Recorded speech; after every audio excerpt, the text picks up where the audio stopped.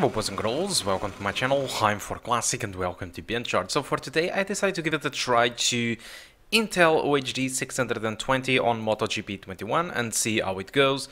So this is the settings that I do recommend you to play with.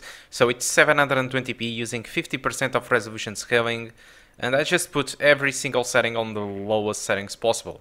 And also I decided to lock the frame rate to 30 because of overheating issues. So these are the results without any lock in frame rate. Using these minimum settings at 720p and 50% of resolution scaling, I was able to get an average of 28 and a 1% level of 9. So 16% of the time the game was under 30 frames per second.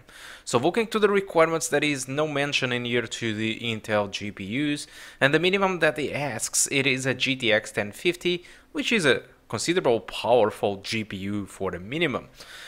Yeah, it's still on the budget, but of course comparing to Intel, it is way more stronger. So downsides of playing with an Intel on this specific game. First of all, this is a big downside to me.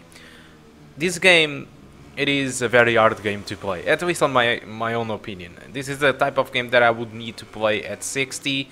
But if I hadn't any other way around, 30 frames per second would need to be the bare minimum.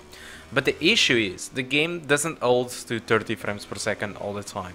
Alright, and this is bad news. And to make things even worse, there are moments where the game just stalls for 1 or 2 seconds. It just freezes entirely for that specific time.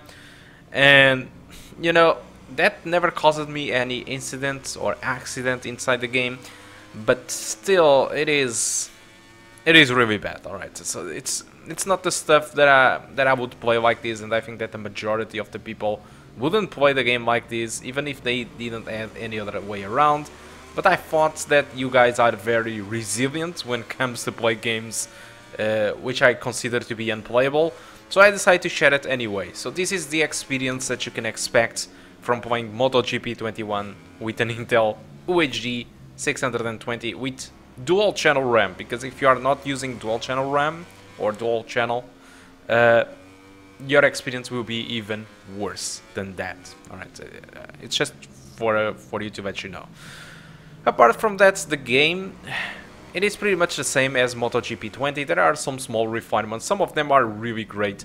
The one that I thought that was more interesting is now if you fall off the bike, for example, you need to lift up your character and you need to run to catch up your bike so that you can mount on it and ride it again. A little bit like the old Road Rash every time you fall down from the bike. So that is awesome, but it has a design flaw that I think that it's very unfair. So this happens to you, so if you fall, you need to catch up the bike to ride it again, but the opponents, they just immediately respawn, so they don't need to go after the bike to get it. Alright, so I think that's really unfair and doesn't make any sense. So that was one of the greatest additions to the game, which I think that they should make the opponents to happen the same thing. So as you can see, I'm falling down in here, there are tons of stalls into the game just stops processing for 1 or 2 seconds. It's